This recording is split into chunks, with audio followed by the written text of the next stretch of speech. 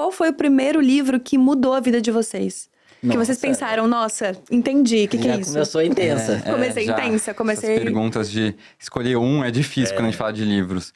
Mas tem um livro que...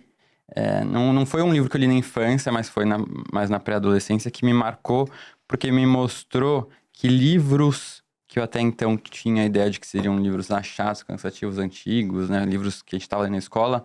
Foi um livro que eu amei e me marcou muito, que foi Capitães de Areia, do Jorge Amado. Eu acho que por eu estar naquela idade também dos personagens e eles viverem uma realidade muito diferente da minha, isso me impressionou, Você sabe? tinha quantos anos? Eu acho que eu devia ter uns 13 anos. Nossa, menos, que novo.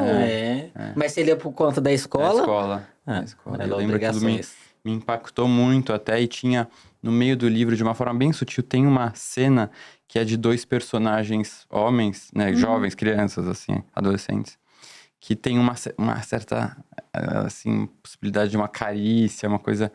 E eu, naquela minha... sem entender o que eu sentia, sabe? Eu me identifiquei de alguma forma. Eu nunca tinha visto aquilo num ambiente escolar, assim, num livro indicado, entendeu? Então, aquilo me marcou muito. Nossa. Entendi, fez muito sentido. Nossa, eu não tava esperando Capitães da Areia assim de cara. Também. Gostei. Nossa, eu não que me marcou. É. Gente. Eu acho que tem um... Eu não sei se isso talvez não seja muito do rolê de vocês, mas na minha época de adolescência, a gente não lia os clássicos, na pré-adolescência ali, mas lia, tipo, livros que falavam sobre clássicos. Vocês pegaram essa fase da literatura? Tinha uma época que, até para mais novos, talvez são adaptações de clássicos, né? Eu me lembro de um dos primeiros livros que me marcou muito foi O Mistério da Casa Verde, que falava sobre o alienista de Machado de Assis, só que era de um jeito que eram uns meninos explorando o que era um antigo sanatório, e aí eles entendiam que era do alienista. Eu li o Alienista esse ano, eu achei maravilhoso. É incrível! Maravilhoso. É incrível. E eu acho que é muito legal também quando a gente tem essas adaptações para crianças. Eu lembro que na faculdade que eu fui conhecer que existiam quadrinhos dos clássicos literários. Sim. Então tem, tipo, Dom Casmurro. É uma Nossa! coisa... É maravilhoso. Tem vários. Crime e Castigo, até tipo uns russos doidos, assim, tem. É bem legal isso. Nossa, eu acho que é super uma forma de... Aí eu não sei o que o pessoal também que tá assistindo a gente acha, comentem aí. Mas eu acho que é super uma forma de você atrair também esse público. Existe toda uma discussão, né? Como é que você dá uma literatura super clássica para um jovem de 13 anos que, tipo... Polêmico. Mas aí, eu acho que esses quadrinhos, eles são uma ótima pedida nesse sentido. Até teve uma polêmica recente sobre esse assunto, inclusive no Twitter, Eita, no começou. X, que o Felipe Neto postou, criticando como é que traz esses clássicos para alunos, adolescentes, que não vão se assustar e vão se traumatizar. E aí isso surgiu, gente defendendo, gente contra, mas é um tema que não tem muito uma resposta, né? Eu concordo que tem livros que talvez... Eu li isso até, eu falo no meu livro, que... Me afastaram um pouco da literatura mesmo na adolescência, né? Por Tipo serem... o quê? Assim, Iracema, Memórias de um Sargento de Milícias. Livros que eu não gostei, não consegui entender tanto, sabe? Me aprofundar naquela leitura. E era obrigatório. E mais que isso, eu acho que ficou uma coisa assim... Ler aquilo para fazer uma prova, para passar. Então eu acho que o ódio tava aí, sabia? Porque eu acho que você... perde a ideia de que leitura é prazer. Ler um clássico daqueles é prazer. Né? Exato. Se apaixonar pela história. E não, você fica só lendo aquilo pensando, será que isso vai ser perguntado? O que eu preciso memorizar? Qual é o tipo de narrador? Então confunde um pouco, sabe?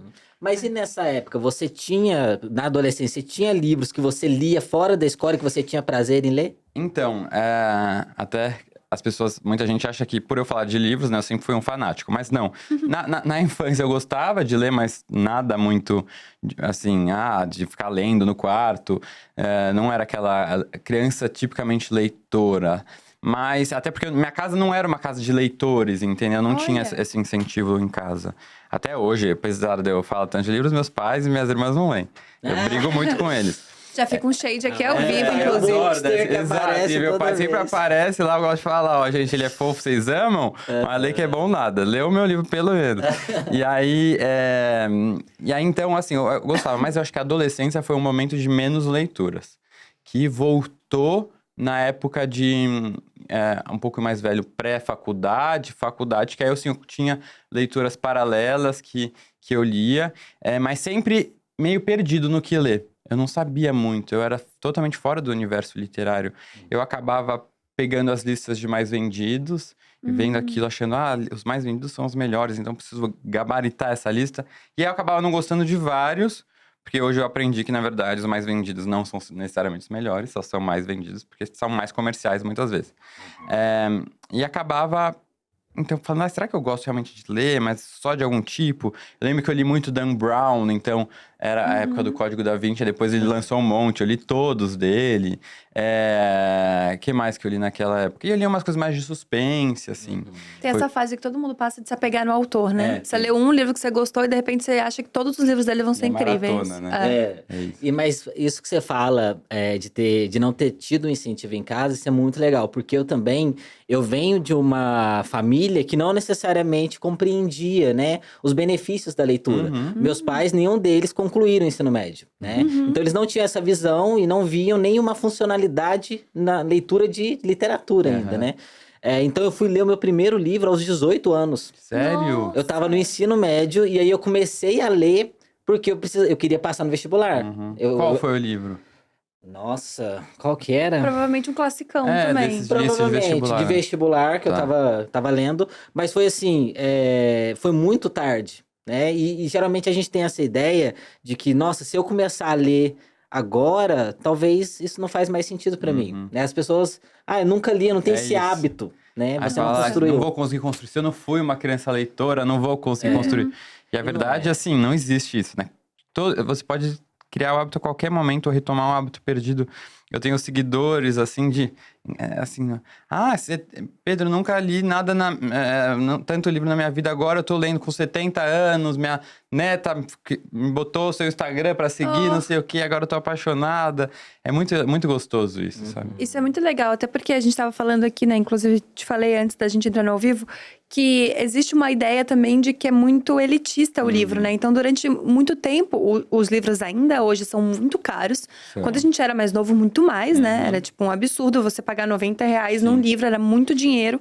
E acho que até por isso não entrava tanto nas casas, às vezes. Não sei se era um hábito de comprar livros, de ter livros. Na minha casa sempre teve muito livro, porque minha mãe tem muito livro de receita sempre, porque minha mãe cozinha muito. E porque minha mãe lia muito romance espírita. Tem um público muito forte de romance espírita. Que são tinha muito livro na minha casa disso. Escritos, né, por... como é que fala isso? Por espíritos, tipo assim. Até na capa tá escrito, escrito por não sei o que, incorporado por não sei quem. Exato. Então se diz romance... psicografado. Psicografado, exato. Mas então você diz no sentido de não de ser um romance, uma ficção de espíritos. É um espírito que escreveu. Então, uma vez eu entrei nessa brisa e eu perguntei pra minha mãe se todas as histórias ali eram reais. A minha mãe falou que às vezes eles passam, é uma metáfora de passar um entendimento que existe, tipo, no espiritismo, entendeu? Tipo, pra explicar sobre como que é então o karma, sei lá. Psicografado. Então, foi psicografado, mas não é uma história que existiu. É uma história que o espírito fez. O espírito autor, entendeu? Exato, exatamente Tem um super famoso... isso. Tem um super famoso que é acho que mais famoso, que é Violetas na Janela. É o livro favorito da minha mãe. Ela lê todo ano esse livro, Violetas na Janela. Mas esse é super famoso, o romance. E tem vários muito famosos, assim. Eu tentei ler uma vez e não me pegou muito, assim. Mas é extremamente interessante ver que também existem lugares que você se sente melhor lendo, né? Eu me lembro que eu era apaixonada por ficção quando eu era mais nova. E depois eu me encontrei na distopia, assim. Daí eu virei uma pessoa muito negativa. E tudo eu queria ler distopia, assim. E aí eu entrei nessa fase também de ler George Orwell um atrás do outro. Porque eu queria tristeza e melancolia na minha vida, assim. Foi um momento que passou. Eu adoro coisa assim. Eu gosto de livros que mexem comigo, assim, sabe? Livros que me impactam, que me incomodam. Eu adoro. Eu sou daqueles que gostam de coisa triste. Então, a minha pergunta é justamente essa. Hoje em dia, qual é o gênero que mais combina com a vida de vocês? Que mais faz sentido pra vocês hoje? Ou vamos ler de tudo? Então, eu tento... Como eu produzo esse conteúdo, né, pra incentivar as pessoas, eu tento ler de tudo. E acho que mais importante, trazer diversidade nas minhas leituras. Então, dos autores que escrevem, né? Legal trazer isso. mais mulheres, pessoas pretas, pessoas da comunidade LGBT. Isso muito, assim, é uma coisa que tá muito presente. E também nos próprios gêneros. Eu leio muito ficção, né? Ficção como gênero amplo, que dentro de ficção tem ficção científica, tem tudo que história inventada tem de ficção. Então eu leio muito tudo que tá dentro de ficção. Romance romântico, romance histórico. Porque até gera essa confusão, porque ficção e ficção científica, né? As pessoas acabam se confundindo. Mas ficção é tudo que é inventado, é ficção científica quando tem robô e tal, naves espaciais. Mas eu leio de vez em quando uma ficção científica, de vez em quando um suspense. Mas eu gosto mais de romances ou históricos, ou romances mais subjetivos, né? Com uma carga emocional mais forte. Hoje em dia a gente lê romances contemporâneos que acabam dialogando muito com a sociedade que a gente vive, com essas questões de saúde mental, de relações amorosas, né, abusivas, não, a solidão. Então eu gosto desse tipo, assim, até que a gente acaba se identificando de alguma forma. E é muito legal quando você traz isso dessa diversidade, porque isso é um fato também. A gente não tende a ler livros diversos se isso não for intencional. Nossa. Não é a tendência não é. E aí aquela coisa, não, é literatura, não importa o que é. E aí é claro, né, gente? Os maiores nomes, os livros mais vendidos, é claro que em sua maioria foram escritos por homens brancos, cis, héteros, porque durante anos, né, eram essas pessoas que tinham esse acesso e escreviam, né?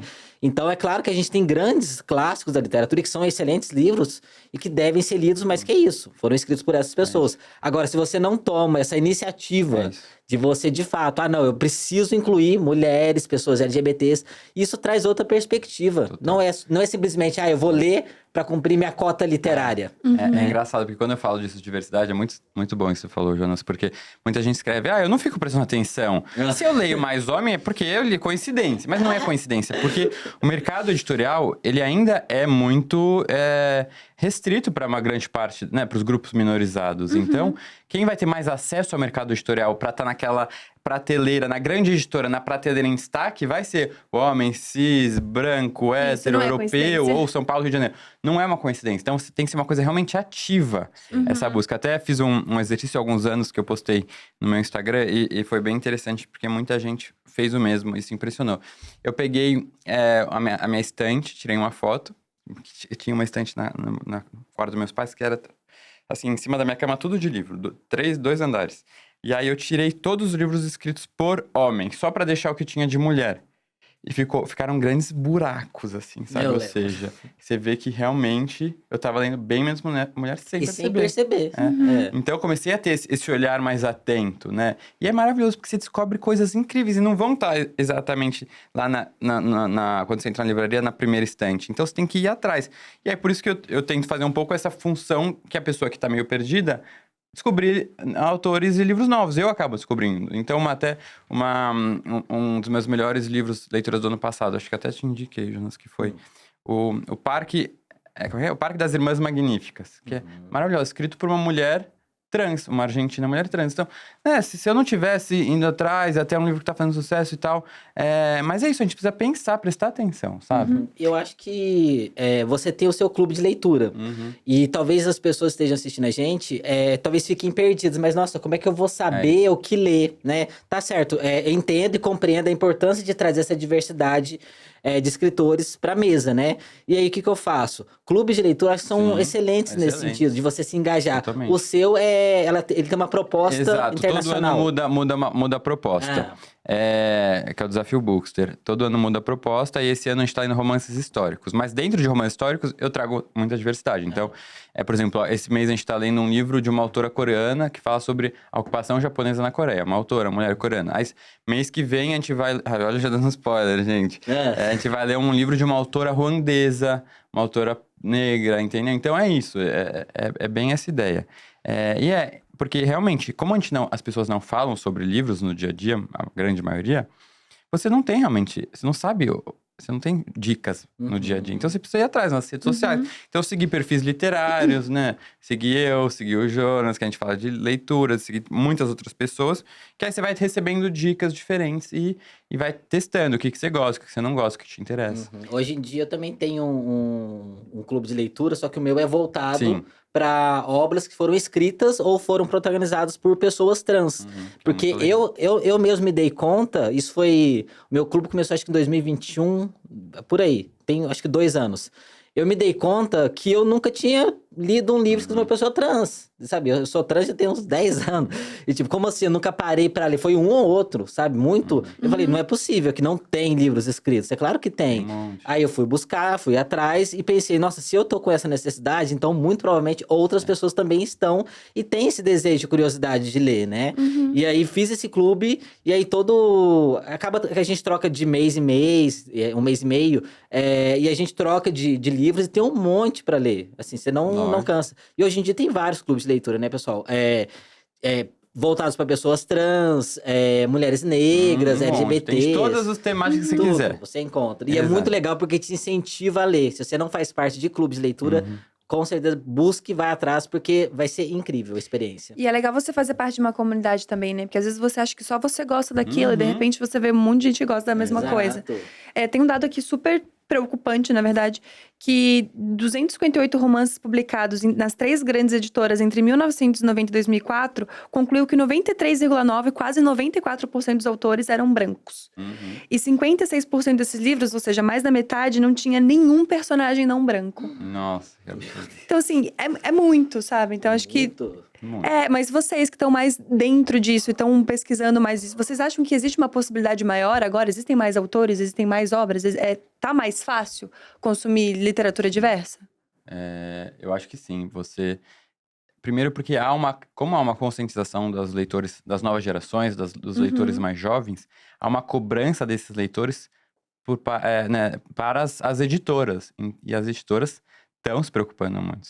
Agora, eu já não sei se é a vontade própria ou é uma cobrança mas elas estão. Quase nunca é uma vontade própria, né? Então, sim. E é maravilhoso, porque tem autoras e autores maravilhosos, mais diversos, que estão sendo descobertos e estão sendo valorizados, que deviam já ter sido valorizados há muitos anos, mas não foram. Então, por exemplo, você pega uma Conceição Evaristo, que é maravilhosa. Já é uma mulher, né? Eu não sei quantos ela tem, mas é uma mulher com uma idade um pouco mais avançada e tal. Uma mulher preta que escreve sobre uma realidade maravilhosa. E, por muito tempo, não teve o destaque merecido o destaque merecido. E hoje tá tendo esse reconhecimento, entendeu? Então, isso é muito importante. E é isso, também consumir conteúdo, porque não só tem gente escrevendo, né, de mais diversidade, mas também tem produtores de conteúdo literários também diversos, né? Pessoas pretas falando sobre livros, pessoas da comunidade LGBT. Isso é muito legal. Eu acho que é bem isso que você falou, né?